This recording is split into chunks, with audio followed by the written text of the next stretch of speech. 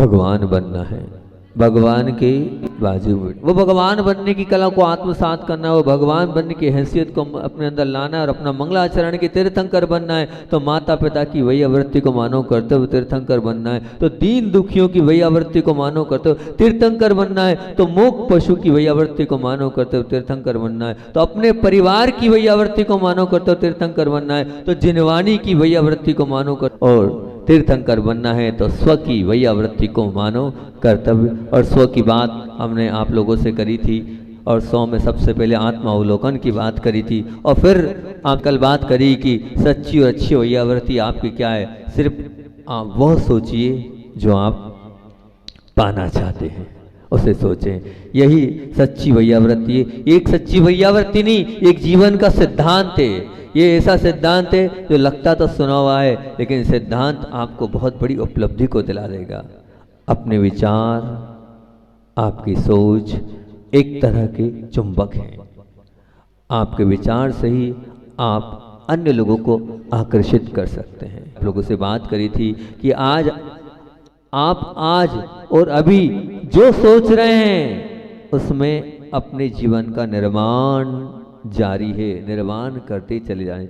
जीवन में सजग होकर और अवांछित जो विचार ऐसे हैं जिन्हें हम नहीं करना चाहते उनको हटाते जाना है, और वो सोचना है जो हमें करना है। सही विचारों को पैदा करना है, सपने को देखते चले जाना है, सपनों को बोझ नहीं मानना है और उन विचारों के साथ अपने जीवन को जीना है। इसको खेल की तरह, एक आनंद की तरह करना। मैंने आपको बताया था, अनिल लेंद्रा जी का भी उदाहरण दिया था, किस प्रकार से उन्होंने उस स्वप्न के माध्यम से वो मंदिर के लिए वो स्थान प्राप्त किया। तो यदि आप लक्ष्य अगर आपका तय नहीं है तो आप अपने लक्ष्य को बिना अगर दिशाहीन भाग रहे तो कोई मतलब नहीं। इसलिए सिर्फ इच्छा करने से कुछ नहीं होगा, ठोस लक्ष्य चाहिए। तो हमें अगर ठोस लक्ष्य हमारे जीवन में होगा तो हम निश्चित आगे बढ़ते चले जाएंगे। लेकिन हमारी मानसिकता, हमारी धारणा क्या हो जाती है, हम बार बार वो सोचते हैं कि कहीं दुर्घटना नहीं हो जाए, कहीं कोई हानि नहीं हो जाए, कहीं कोई मेरा अपमान नहीं कर दे, कहीं मेरे अपयश तो नहीं हो रहा है, कहीं किसी से विवाद तो नहीं हो रहा है। इन सब बातों को जब हम सोचते हैं, कहीं मेरी मृत्यु तो नहीं हो जाए,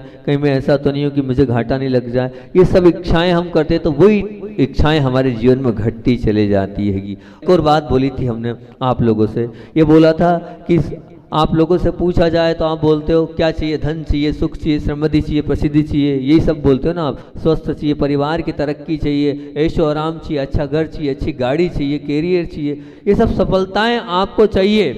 परंतु पूछा जाता है धन कितना चाहिए, इतना ही नहीं मालूम आप कितने धन से संतुष्ट हो गए। सुख कितना चाहिए, कितना पाकर, वो भी आपको नहीं पता। प्रसिद्धि कितनी चाहिए, ये भी आपको नहीं पता। कैरियर की सफलता किस प्रकार से होगी, ये नहीं मालूम। अधिकांश लोगों के पास इच्छाएं तो हैं पर स्पष्ट नहीं।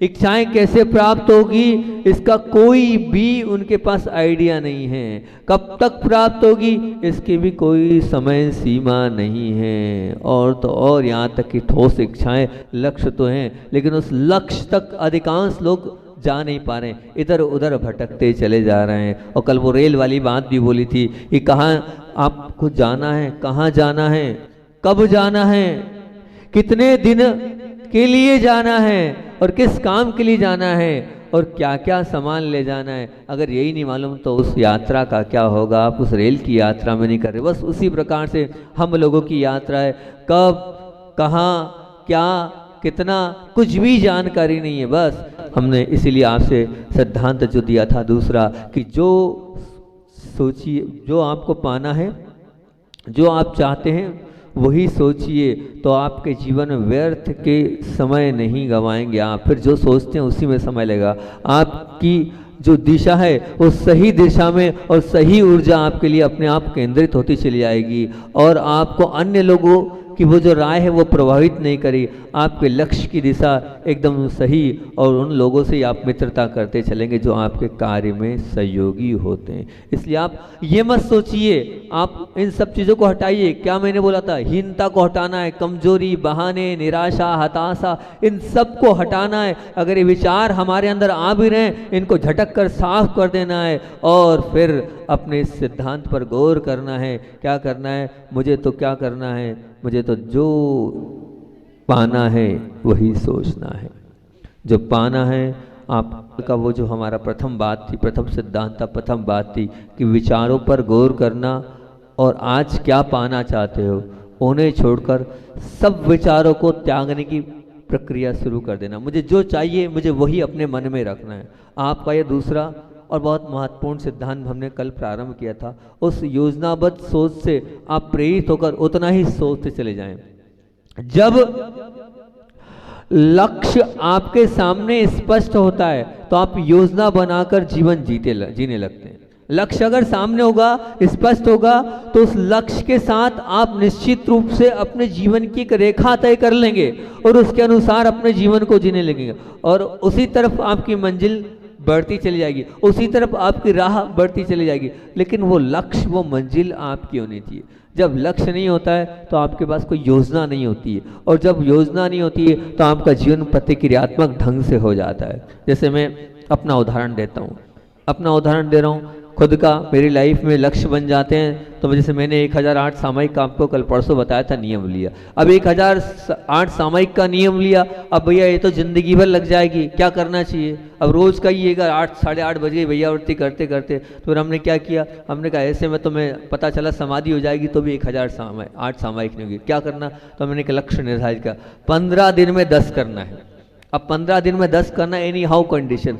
मान लीजिए आखिरी तक चतुर्दशी आई नहीं हुआ तो फिर अंतिम दिन मान लीजिए 4 हुई, 5 हुई, 5 रह गई, लगातार एक साथ उपवास करो और 5 सामयिक कर लो। लक्ष्य बना लिया ना कि ये करना है। हम कोई लक्ष्य तय कर लेते हैं, ये करना है, अपने आप हो जाता है। सामान्य से उपवास आप ले लोगे, 64 रिद्धि ले लिए, कर्म दहन के ले लिए, वो एक लक्ष्य तक करना है तो आप जल्दी जल्दी उनको करते चलते हो, ये निश्चित मान के चलना। मान लिए माला ले लिया आपने, हमें 1.25 लाख जाप करना है, तो वो अपने आप आपकी होते चले जाएगी। 1 करोड़ ले लिया आपने, होता चला जाएगा। एक लक्ष्य आप अगर तय करते हैं, सामायिक हो, तप हो, आराधना हो, तो अपने आप होता चलता हैगा। एक भाई ने कहा मुझे 108 बार वंदना करनी हैगी शिखर जी की, तो लक्ष्य ले लिया था और लक्ष्य उन्होंने पूरा भी किया।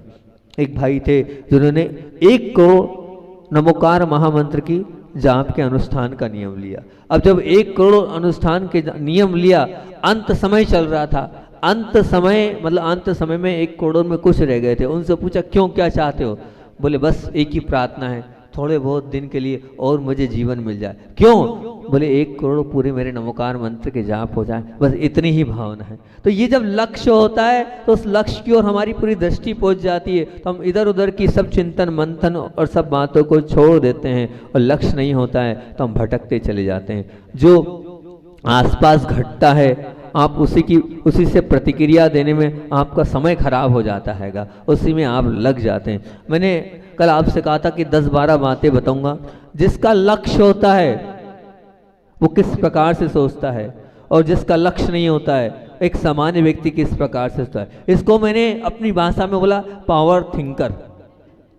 यानी पावर थिंकर यानी वो ऊर्जावान थिंकर जिसके पास लक्ष्य है, और एक वो जिसके पास कोई लक्ष्य नहीं, सिर्फ चल रहा है। वो उसके जीवन में उसको कहाँ जाना है, उसको अपना रास्ता, अपनी राह, अपनी मंजिल ही नहीं पता कि उसको जाना कहाँ है।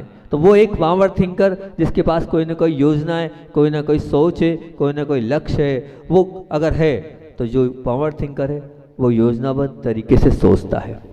जिसके पास लक्ष्य है वो योजनाबद्ध तरीके से सोचेगा, और जो एक सामान्य व्यक्ति है वो हमेशा प्रतिक्रियात्मक तरीके से सोचेगा। उसके पास कोई क्रिया ही नहीं है तो क्या वो उस प्रतिक्रिया के साथ जिएगा? जी ही नहीं सकता है। और जो एक पावर थिंकर है वो क्या, वो ऐसा सोचेगा जो पाना है वही चाहेगा। जो एक पावर थिंकर है जो पाना है वो वही सोचता है जो पाना है। अब जिसके पास कोई सोच ही नहीं है तो उसकी सोच तो भटकती रहेगी। एक सामान्य व्यक्ति जिसका कोई सोच नहीं, उसकी सोच भटकती चली जाती, भटकती रहती है। तीसरे नंबर पर जो एक पावर थिंकर है उसका जो रिमोट है, उसका रिमोट कंट्रोल उसके हाथ में होता है। आप वो जैसा चाहता है वैसा करता है। और जिसकी कोई सामान्य व्यक्ति, जिसकी कोई सोच नहीं है, किसकी कोई गाइडलाइन नहीं है, उसका जो रिमोट कंट्रोल है वो अन्य लोगों के हाथ में रहता है। जैसा वो चाहता है वैसा नहीं चलता, जैसा लोग मुझे चलाते हैं वैसा वो चलता चला जाता है, क्योंकि कोई एम नहीं है, कोई लक्ष्य नहीं है, कोई पावर नहीं है, अंदर की कोई थिंकिंग नहीं है। और अगर आगे बोलें तो तीसरे नंबर पर कि वो बिना विचलित हुए सही दिशा में चलता है। जिसके पास एक पावर थिंकिंग है वो सही दिशा की ओर जाएगा, और जिसके पास थिंकिंग नहीं, पावर थिंकिंग नहीं, सोच नहीं, तो वो उसकी दिशा क्या है, वो भटकता चले जाएगा। अन्य लोगों से वो बहुत जल्दी प्रभावित हो जाएगा और वो अपनी दिशा को भी बदल लेगा। लेकिन जिसके पास एक लक्ष्य है वो कभी अपनी दिशा नहीं बदलता है, उसी दिशा की ओर बढ़ता चले जाता है। जिसके पास लक्ष्य, पावर थिंकिंग है, वो अपनी गति तेज और तेज और तेज करता चलता है, मुझे और तेजी से उसको प्राप्त करना है। और जिसके पास कोई सोच नहीं है, लक्ष्य नहीं है, उसकी गति अनिश्चित रहती है, कभी बहुत फास्ट, कभी बिल्कुल नहीं, कभी तो बहुत ऐसा कि हुआ ही नहीं।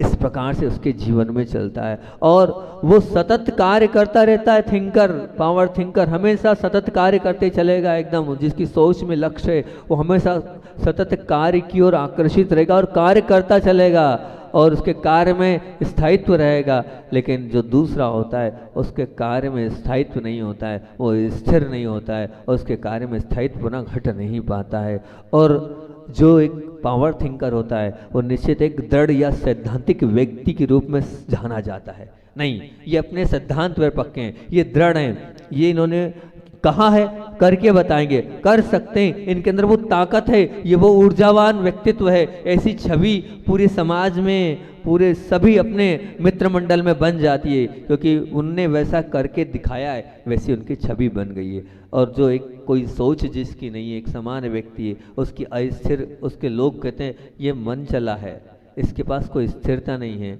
इस पर विश्वास नहीं किया जा सकता है, ये करे या ना करे कोई भरोसा नहीं है। कौन? वो एक सामान्य व्यक्तित्व है उसकी। और एक और बात, पावर थिंकर समय सीमा के अंदर कार्य पूरा करने के लिए एक अंदर उसके अंदर क्या, अपने आप को समय पर उसका नियंत्रण कर लेता है। मुझे इतने समय में किसी भी कीमत में करना ही है लग जाता है उसके जीवन में, और उस हिसाब से वो करने लगता है। निश्चित वो करता भी है और वहां तक पहुंचता भी है, क्योंकि उसने, उसको सामने दिख रहा है मुझे वहां तक पहुंचना है, उसने जो गाइडलाइन, उस गाइडलाइन तक उसको पहुंचना है। और लेकिन जिसकी समय सीमा, मतलब जो एक सामान्य व्यक्ति है, कुछ बनाया नहीं है, तो वो उसको कोई समय की कोई परवाह ही नहीं है, व्यर्थ समय जा रहा है, अपने उस समय पर भी उसको कोई नियंत्रण नहीं है, उस अनियंत्रित दिनचर्या के साथ वो अपने जीवन को जीता है। और आगे बोलें तो जो एक पावर थिंकर है वो बात बहुत कम करता है और परिणाम ज़्यादा प्रस्तुत करता है। बात कम, क्योंकि समय नहीं है ना, वो बात कहाँ से करे, उसको सामने लक्ष्य दिख रहा है, उसको सामने सब कुछ दिख रहा है, वो बात कम करता है और परिणाम ज़्यादा देता है। और जो दूसरा होता है वो बात तो ज़्यादा करता है और परिणाम के मामले में शून्य रहता है, परिणाम वो नहीं दे पाता है, क्योंकि उसे कहाँ पहुँचना यही उसे पता नहीं है। और आगे बोले तो लोग आपके जीवन में अनावश्यक हस्तक्षेप नहीं कर पाएंगे। अगर आप पावर थिंकर हैं, अनावश्यक हस्तक्षेप बहुत होता हैगा, वो अनावश्यक हस्तक्षेप लोगों की बातों से होता है, वो नहीं कर पाएंगे एक पावर थिंकर की अगर जीवन में वो आगे बढ़ रहा है। और लेकिन दो अन्य लोग होते हैं, जो दूसरे लोग होते हैं, जिनकी कोई सोच नहीं है, वो सामान्य व्यक्तित्व हैं, वो कोई भी उनके जीवन में आकर हस्तक्षेप कर देता है और वो हस्तक्षेप से अपने जीवन में हैरान और परेशान भी होते हैं, वो अपने जीवन में कष्ट का अनुभव भी करते हैं। और आगे बढ़े तो ध्यान रखना, जो पावर थिंकर है, जो लक्ष्य को लेके चल रहा है, हमेशा उसकी सफलता सुनिश्चित है। कोई नहीं रोक सकता उसको सफलता के उस दरवाजे से चढ़ने पे। आज नहीं तो कल वो निश्चित रूप से एक सफल व्यक्तित्व के रूप में जाना जाएगा।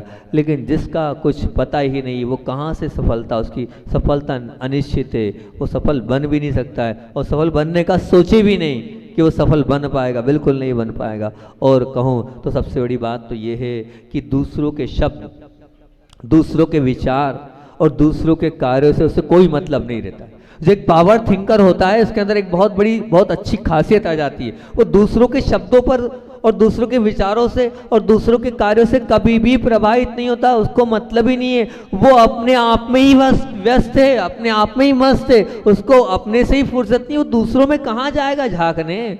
अभी तो उसका खुद का दिख रहा है मुझे वहां तक पहुंचना है, नहीं, बिल्कुल भी नहीं, वो जाता भी नहीं है, देखता भी नहीं है और करता भी नहीं है, क्योंकि वो लक्ष्य दिख रहा है, शब्द दूसरों के कान में पड़ रहे हैं और वो आया और गया कर देता है। क्योंकि उसके पास इतना समय नहीं है। विचार दूसरों के विचारों से उसे कोई मतलब नहीं है। दूसरा क्या कार्य कर रहा है, किस प्रकार से कार्य कर रहा है, उससे उसके पास कोई भी मतलब नहीं है। वो कहीं से लेकर कहीं तक दूसरों से प्रभावित नहीं होता है, क्योंकि वो अपने प्रभाव में जी रहा है। वो दूसरों के प्रभाव में नहीं जी रहा है, वो अपने प्रभाव में जी रहा है। उसका प्रभाव क्या है, उसे वो पाना है, वो दिख रहा है, बस वो उसका प्रभाव है। उस प्रभाव में अपने जीवन को जीता है, दूसरे के प्रभाव में अपने जीवन को ढोलता नहीं है, दूसरे के प्रभाव में अपने जीवन को बर्बाद नहीं करता है, दूसरे के प्रभाव में अपने आप को हतोत्साहित भी नहीं करता है वो।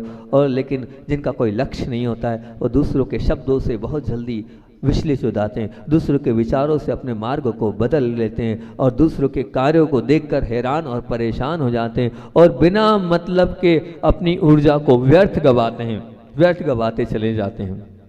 तो और इस प्रकार से, दो प्रकार से मैंने आपको बता दिया। जो एक सोच लेके चलता है वो एक ऊर्जावान व्यक्तित्व है, और जिसके पास कोई सोच नहीं है वो प्रतिक्रियात्मक तरीके से सोचता है और अपने जीवन को व्यर्थ और अनर्थ की ओर ले जाता है। आप विशेष लोगों में अगर बनना चाहते हैं तो योजनाबद्ध तरीके से सोचें। आप जब योजनाबद्ध तरीके से सोचेंगे तो निश्चित वो योजनाबद्ध तरीके से आप अपनी मंजिल को पाएंगे और होगी, मिलेगी मंजिल। अगर आप चाहेंगे तब मंजिल मिलेगी, नहीं चाहेंगे तो कहाँ से आपको मंजिल मिले। स्वयं से प्रश्न आप कीजिए, स्वयं से आप प्रश्न कीजिए। आप अधिकांश वक्त योजनाबद्ध सोच के साथ बिताते हैं अथवा प्रतिक्रियात्मक सोच के साथ। आपका जो समय है वो योजनाबद्ध है। कोई योजना बने कि मैं इतनी देर तक जो है यहाँ पर इस कार्य को करूँगा, इतनी देर तक इस प्रकार को करूँगा, कुछ योजना बनाई? नहीं बनाई, कोई है ही नहीं आपके जीवन में योजना। अगर आप द्वितीय सिद्धांत, ये जो मैंने दूसरी बात आपको बोली है, उसमें अगर आप चाहते हैं तो उम्मीद आपके जीवन में पैदा कर देती है। क्या ये दूसरी बात, वो सोचिए जो आप पाना चाहते, उस सोच के आधार से आपकी जिंदगी में उम्मीद पैदा हो जाएगी। अगर आप चाहते हैं अपने जीवन में उम्मीद पैदा, तो आप सिर्फ वही विचार करिए जो आपको पाना है।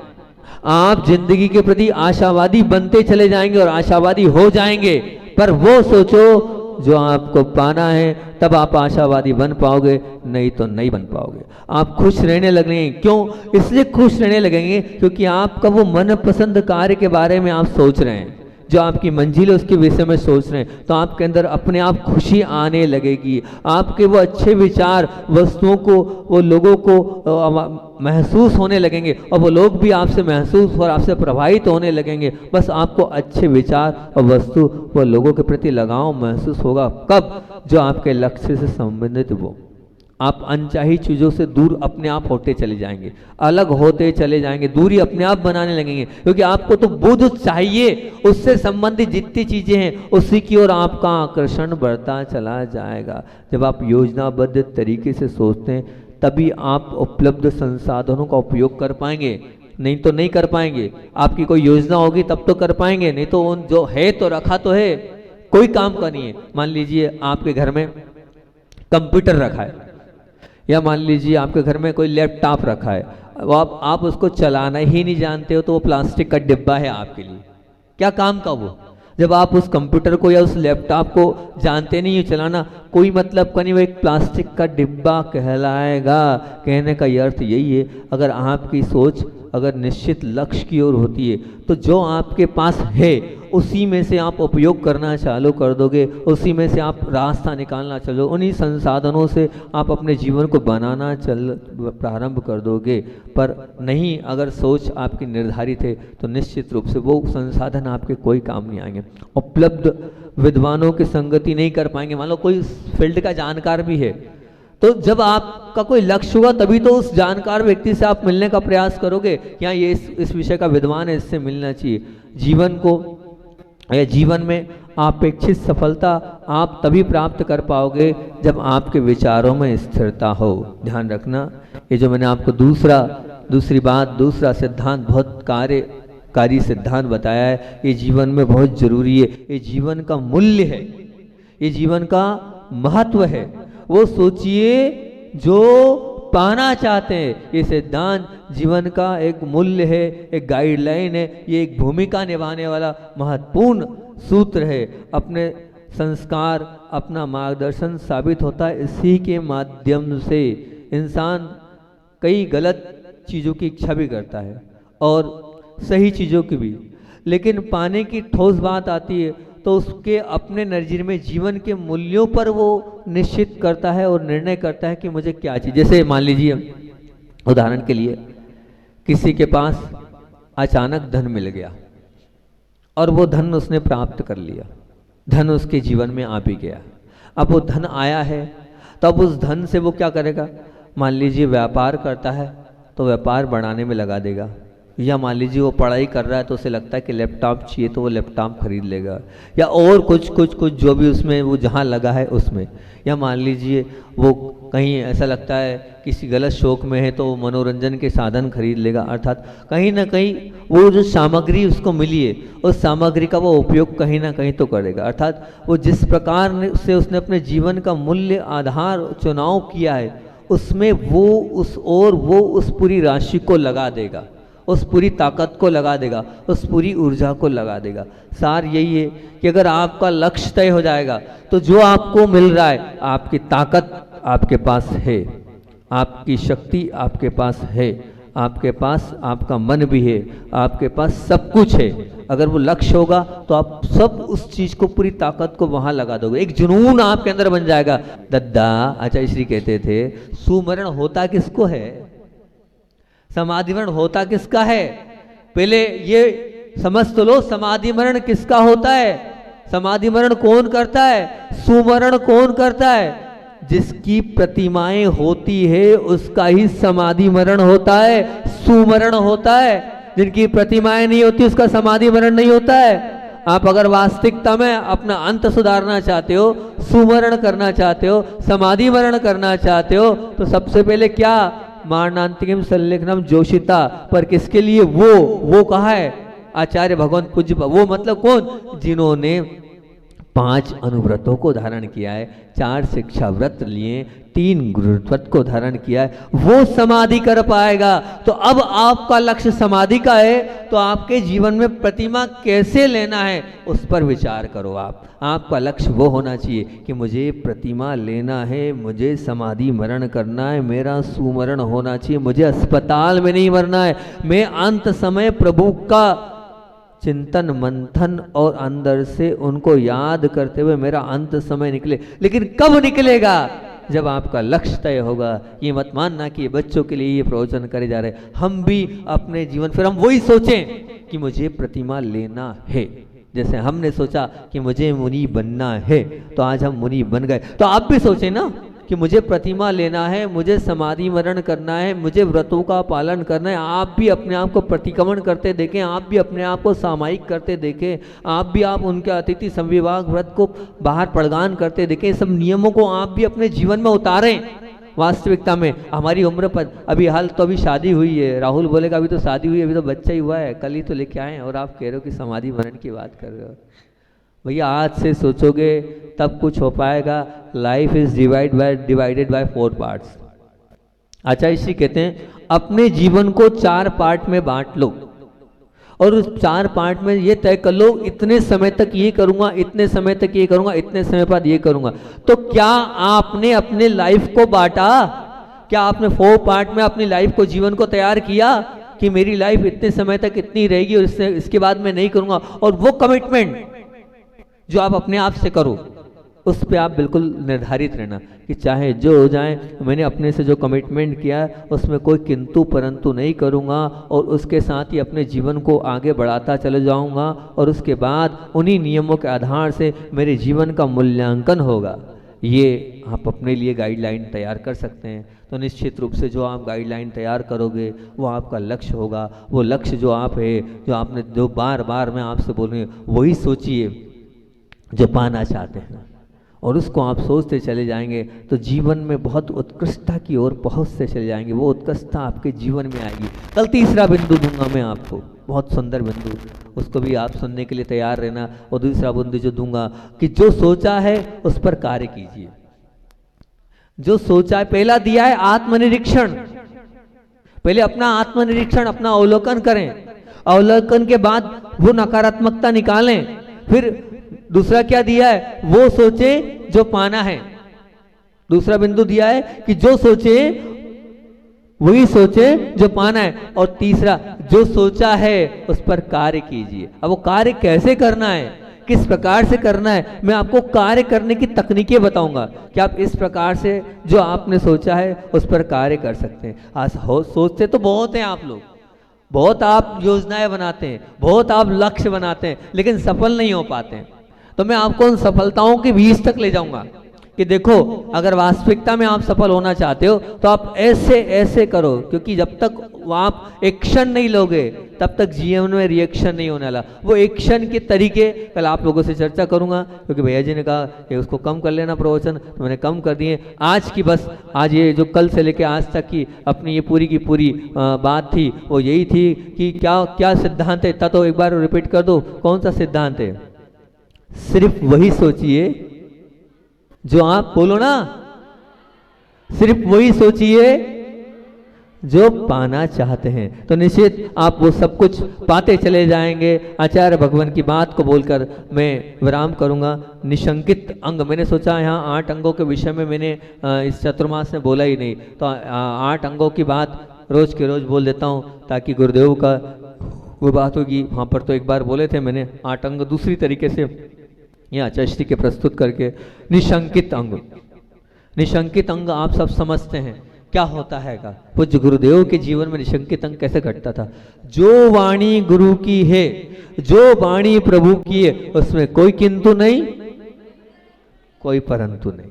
ये गुरुदेव के बहुत बार देखा, तो बहुत सारे संस्मरण है। एक संस्मरण मेरे सामने घटा, बैनाला जी आचार्य भगवान के सामने आए और बैनाला जी ने जो है आचार्य श्री से एक प्रश्न किया। बोले आचार्य श्री, इस विषय को लेकर ऐसे ऐसे 3 आचार्यों के 3 मत मिलते, और मुझे लगता है ये जो बीच वाले मत है यही जो है मानने योग्य, हम इसी को समर्थन करते, इसी की बात करते हैं। आचार्य श्री जी ने बड़े ही मुस्कुराते हुए जवाब दिया। बोले बैनाला जी, सभी आचार्य सम्यक दृष्टि थे, सभी आचार्य भावलिंगी थे, और सबने अपने अपने अनुसार से उनको बताया। आज हमारी बुद्धि नहीं है, वो किस हिसाब से उन्होंने, किस विचार से उन्होंने कहा होगा, हम नहीं समझ पा रहे हैं। इसलिए हम किन्हीं आचार्य की बात माने और किन्हीं माने, ये ठीक नहीं है। हमें तो तीनों को मानना है और तीनों को घटाने का प्रयास करना है। किसी को छोटा और किसी का बड़ा मत मानो, सब हमारे लिए एक जैसे हैं। ये आचार्य भगवान की थी कि वो किसी बात में किसी प्रकार से ये नहीं कहते कि ये ठीक वो ठीक। हमारे पुराने जितने भी आचार्य सब ठीक। इसलिए आपको जो वाणी मिलती है जिन वाणी की, उस समय से आपको कोई शंका नहीं करना चाहिए कि ये भी ठीक और वो भी ठीक। जिस दिन हमें केवल ज्ञान होगा उस दिन हम समझ लेंगे कि क्या ठीक है। बोलिए आचार्य विद्यासागर जी महामुनि राज की।